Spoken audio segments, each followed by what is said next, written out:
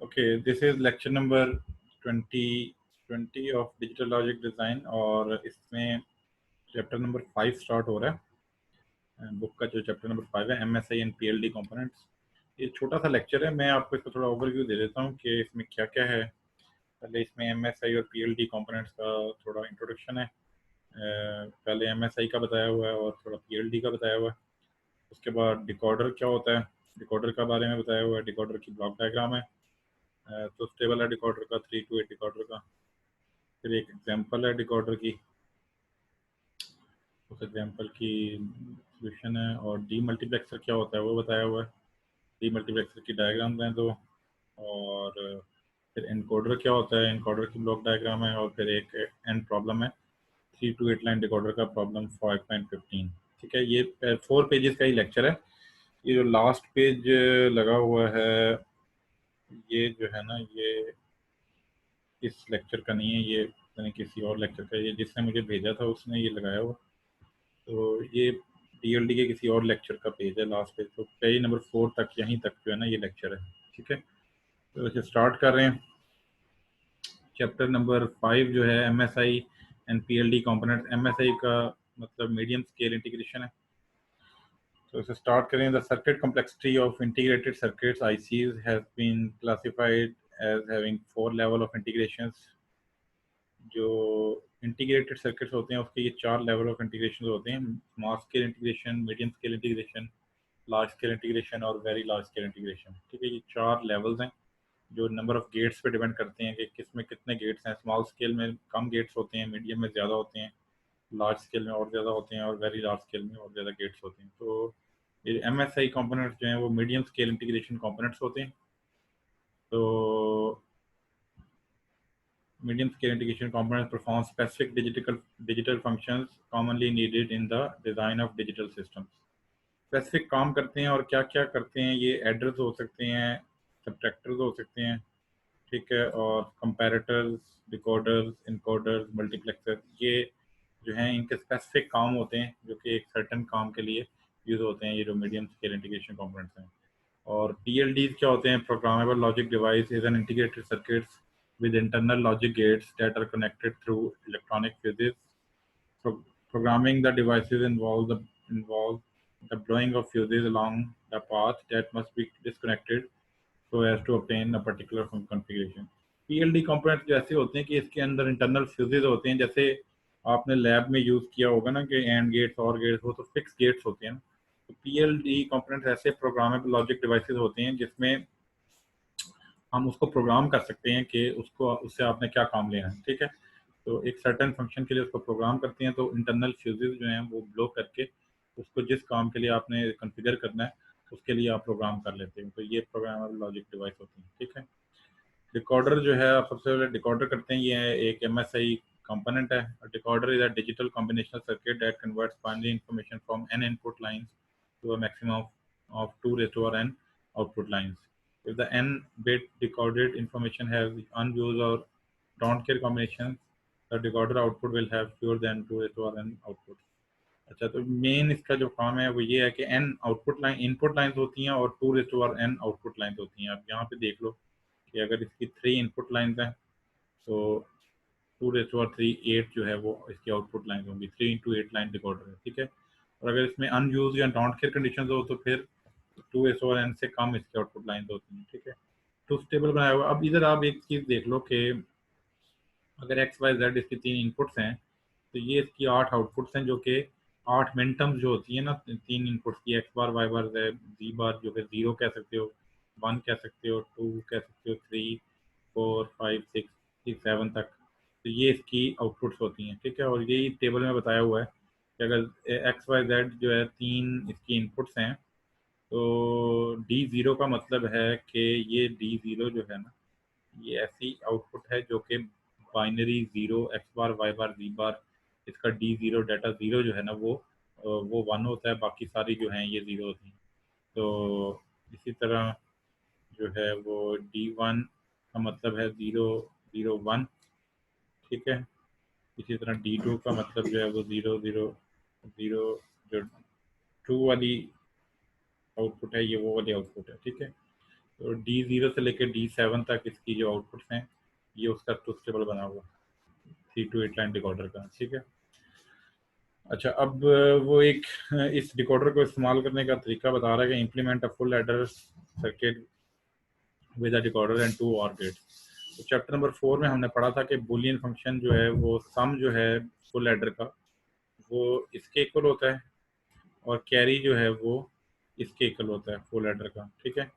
तो अगर सम और कैरी के ये फंक्शन हैं तो आप फुल एडर इसको डिकोडर से इम्प्लीमेंट करो, ठीक है। तो अब मैंने आपको ऊपर बताया कि ये जो 3 to 8 लाइन डिकोडर है इसकी जो आउटपुट्स होती हैं ये मिनटम्स होती हैं। तो इनमें से कोई भी मिनटम आपको चाहिए वो आप डिकोडर की आउटपुट से ले सकते हो। अब ये जो क्वेश्चन है एग्जांपल 5.1 उसमें हम ये कह देख रहे हैं कि 1, 2, 4 और 7 जो है ये 4 मिनटम सम की होती हैं और कैरी की मिनटम जो हैं वो 3, 5, 6 और 7 होती हैं, ठीक है। तो ये 1, 2, 4 और 7 हम यहाँ से ले लेंगे। ये D1 है, ये D2 है, ये D4 है और ये D7 है, ये हम इससे ले लेंगे। इसी तरह 3, 5, 6 और 7 जो हैं ये भी हम इससे ले लेंगे। ये अगले पेज पे किया हुआ implementation of full adder with a decoder. तो ये आपने पहले एक डब्बा बनाया, उसकी 3 इनपुट बना ली XYZ और 0 से लेके 7 तक जो 8 आउटपुट हैं ये ऐसे नंबर लिख दिया। उसके बाद जो है 1, 2, 4 और 7 जो है वो सम को दे दिया, जो ऊपर यहाँ पे लिखा हुआ था 1, 2, 4 और 7, ठीक है। ये इसको सम को दे दी और कैरी की जो थी वो 3, 5, 6, 7 था, तो 3, 5, 6 और 7 जो है ये लाइनें लगा के इसको कैरी को दे दिया। तो ये आपने जो ये क्वेश्चन था कि आपने सम और कैरी को 3 to 8 लाइन डिकोडर से इम्प्लीमेंट करना है, ये आपने इम्प्लीमेंट कर दिया इसको डिकोडर से, ठीक है।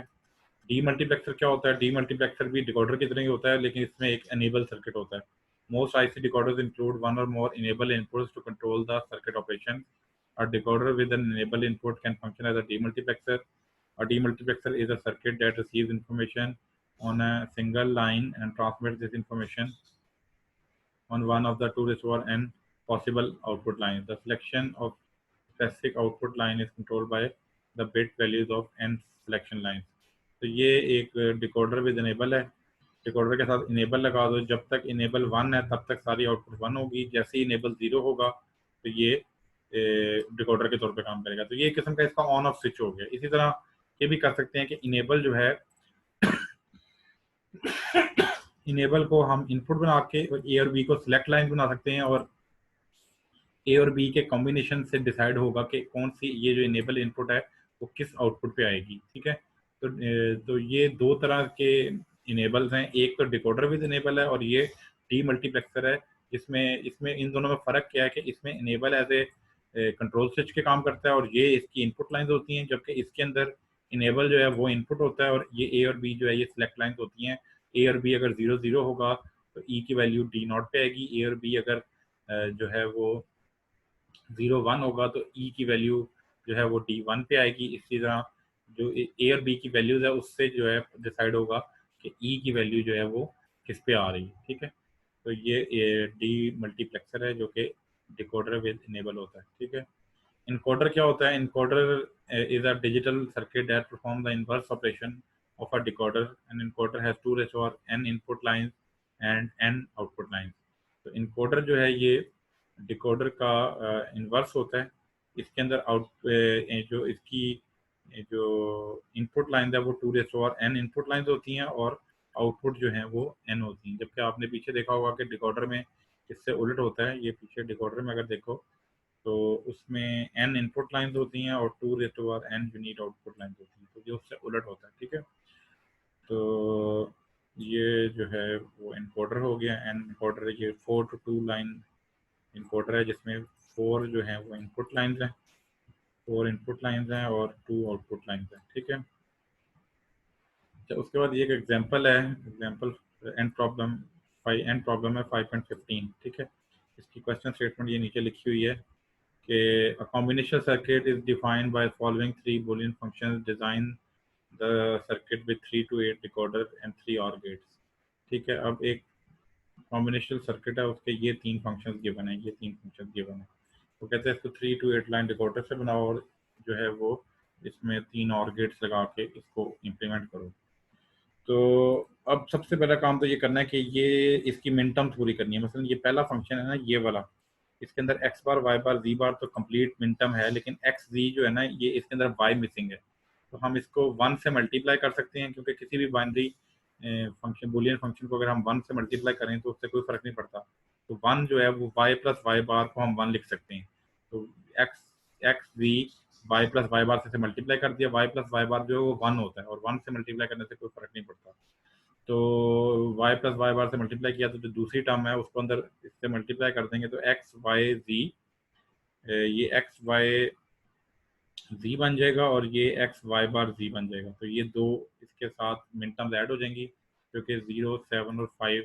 अब इसकी मिन टर्म्स बना लेनी है ऊपर से देख के, कि ये इस टेबल से देख के ना, यहाँ से देख लेना कि कौन सी मिन टर्म ये बनी हुई है, ठीक है। तो आगे यहाँ पे इसने मिन टर्म बना लिए हैं, ये मिन टर्म बना लिए हैं कि सिग्मा कौन सी मिन टर्म है, 0, 7 और 5 है। इसी तरह अगले दोनों फंक्शन में भी करना है कि ये जो है, ये जो f2 है, इसके अंदर z नहीं है, तो z प्लस जी बार से इसे मल्टीप्लाई किया, ये दो मल्टीप्लाई करके ये कंप्लीट हो गई, और 4, 3 और 2 इसकी मिन टर्म बन गई। इसी तरह f3 जो है, इसमें y नहीं है इसकी दूसरी टर्म में, तो z, इसमें z नहीं है, तो z प्लस जी बार से मल्टीप्लाई किया, तो इसकी दो मिन टर्म बन गई। तो 1, 7 और 6 मिन टर्म जो है ये कंप्लीट हो गई। अब आपने 3 to 8 लाइन डिकॉर्डर बनाना है। 3 to 8 लाइन डिकॉर्डर एक्स वाई जी, इसकी इनपुट लिखनी है, इसकी इनपुट एक्स वाई जी ही लिखनी है, क्योंकि इसके अंदर वेरिएबल्स एक्स वाई जी यूज हो रहे हैं। तो कुछ स्टूडेंट ये करते हैं कि यहाँ पे ए बी सी लिख देते हैं। तो जो वेरिएबल यूज हो रहे हैं ना सर्किट के अंदर, जो गिवन डाटा के अंदर, वही यहाँ पे लिखने हैं आपने, ठीक है। उसके बाद 0 से लेकर 7 तक जो हैं वो इसकी मिनटम्स हैं, और यहाँ पे आप लिख भी सकते हो ये वाली जो मिनटम्स की वैल्यूज हैं।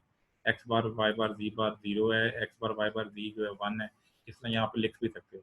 उसके बाद यहाँ पे ये जो मिनटम्स की वैल्यू है 0, 7, 5, 4, 3, 2 और 1, 7, 6, ये आप लगा के, तो F1, F2 और F3, यानी F1 जो है, जो F1 फंक्शन है, उसके जो मिनटम्स हैं वो 0, 7 और 5 है।